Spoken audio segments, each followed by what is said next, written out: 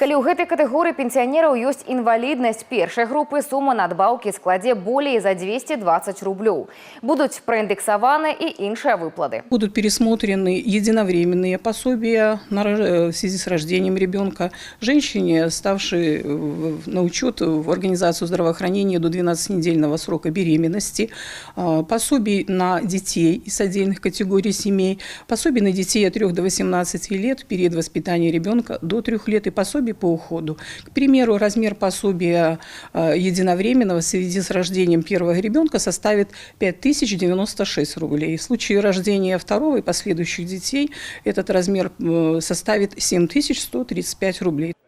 Таксама павялічацца субсідыі ад дзяржавы на арганізацыю беспрацоўнымі сваёй справы. Яе памер складае 11 бюджэтаў пражытачнага мінімуму ў гарадах і 15 у малых гарадах і раёнах з высокай напружанасцю на рынку працы, а таксама ў сельскіх населеных пунктах.